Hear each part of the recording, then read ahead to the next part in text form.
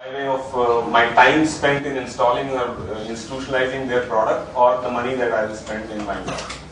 So, since when you are selling, I think initial days is the founders who are the best people to sell. Till you have at least had your references and you have proven your model, and then you are ready to scale up. Do it yourself because nobody else will be able to do it better. You might not be a sales guy, but see, sales you see it as a process, over 6 months or a year. But typically, if you see that you make the sale maybe in 1 or 2 meetings only.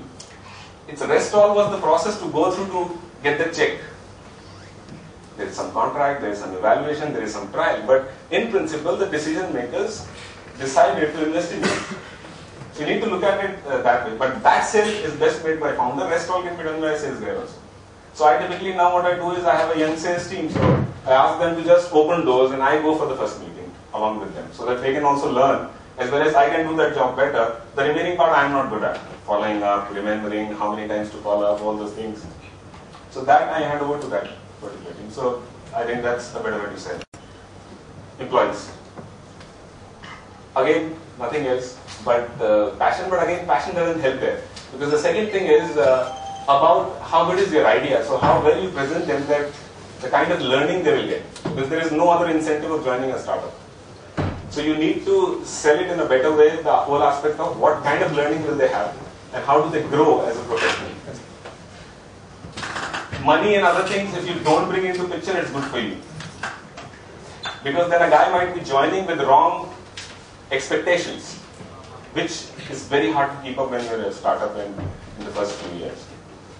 As most of the startups typically fail in the first 2 years or 3 years or whatever. So you need to be very careful about that. So only then your employees will stick along for long, if the expectations are rightly set. So it should not be a sense of you coming and joining me, but it's like we are trying to create something together. They might not be a co-founders or an equal partner or whatever. You might give them just stock options, which might not be in equivalent terms. It's not that everyone is an equal partner, but that sense of togetherness is very important. Typically, we tend to ignore these things during the start. Say the organization, once it is established and all that, then we'll work, do on organization development, this, that, etc., proper HR practices. Why do it now? I totally agree. Don't do it that formally, but do have that sense in mind that what you are seeding in initial years only will blossom into a better or a bigger organization in future. So don't commit these soft mistakes, I'll say. So soft issues are important. Might not address formally, but in a more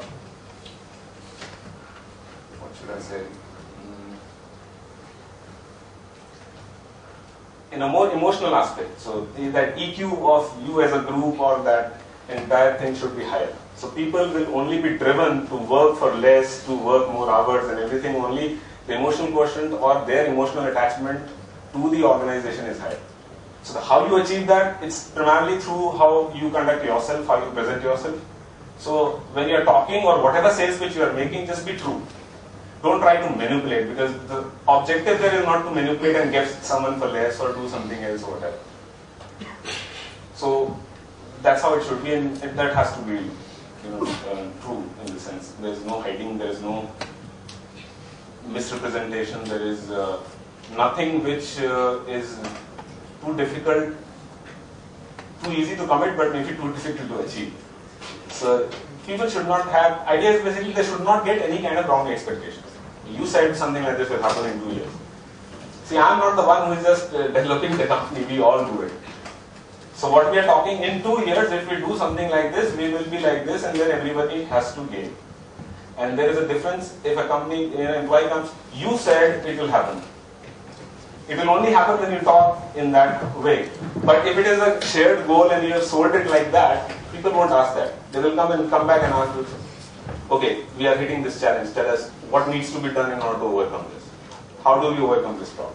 So that's the difference. So if you create your people this way, that's the kind of responses you'll get. If you create them the other way, you get that shared responsibility, that shared vision, that aspect, which is very important. And most of the problems get created because of these differences. Founders not agreeing, team not being very loyal, exit rates. All those things are unnecessary tensions that will be too much on your mind during the early days of your entrepreneurship? This question is more basic. Excuse me, this is the last question. To start up a company or whatever it is, I just said no. The first things, possibilities, the sale would happen through the network. So is it important to start a company in which you already have a network, thereby you are starting a company which has a relevant kind of network of what? People contacts. Those who you can sell it to. Or if you are getting into a business, say 10 months down the line, do you need to build up this network so that you can? See, I think network is something you should always keep on doing.